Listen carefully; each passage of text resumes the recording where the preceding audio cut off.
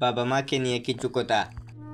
মায়ের ভালোবাসা বলতে গেলে কিংবা লিখতে গেলে এক জীবন কম পড়ে যাবে, হয়তো আবার জন্ম নিতে হবে। তবুও হয়তো মায়ের ভালোবাসা বলে কিংবা লিখে শেষ করা সম্ভব হয়ে উঠবে না। পৃথিবীতে আসার আগে এক বিন্দু রক্তকণিকা থেকে আমাদের জন্মের সূত্র।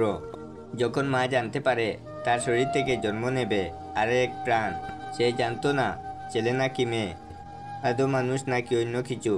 তবুও সেই রক্তকণিকা থাকা প্রাণীটাকে যে মানুষটা প্রথম ভালোবেসেছিল, তিনি হলো মা। আজ আমাদের সবার প্রিয় বাবাকে নিয়ে প্রিয় কিছু কথা বলবো। পৃথিবীতে প্রতিটি মানুষের বাবা আছে, হয়তো কারো বাবা বেঁচে আছে, হয়তো কারো বাবা বেঁচে নেই। যার বাবা এখনো বেঁচে আছে সে আসলে সত্যিই ভাগ্যবান। আর যার বাবা বেঁচে নেই সে আজ কতটা অসহায় সেটা ওই মানুষটাই জানে। আজ বাবা নিয়ে আপনাদের কিছু উক্তি শোনাবো। উক্তিগুলো আসলে মন থেকে যদি শুনেন তবে আমার বিশ্বাস আপনার মন কাঁদবে। যার বাবা নেই তার চোখে অশ্রু ঝরবে।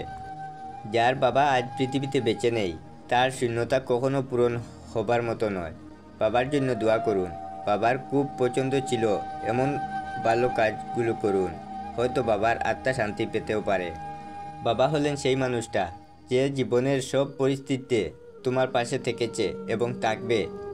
একজন বাবা হলেন একজন বন্ধু যার উপর আমরা সর্বদা নির্ভর করতে পারি।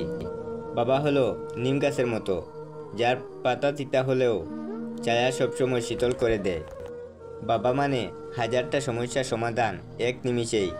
বাবা হলেন সেই সম্মানিত ব্যক্তি যার এক ফোঁটা ঘামের মূল্য দিতে আমরা অক্ষম। বাবার সবচেয়ে বড় গুণ হলো পকেট খালি কিন্তু কখনোই সন্তানকে হতাশ করে না। বাবার জীবনটা হচ্ছে মশার কোয়েলের মতো, নিজে জ্বলে পুড়ে ছাই হয়ে যায় কিন্তু পরিবারকে সুরক্ষিত রাখে। বাবাকে ভালোবাসতে বাবা দিবস লাগে না। প্রতিটা দিন, প্রতিটা ঘন্টা, প্রতিটা মিনিট, প্রতিটা সেকেন্ডই বাবাকে ভালোবাসা যায়।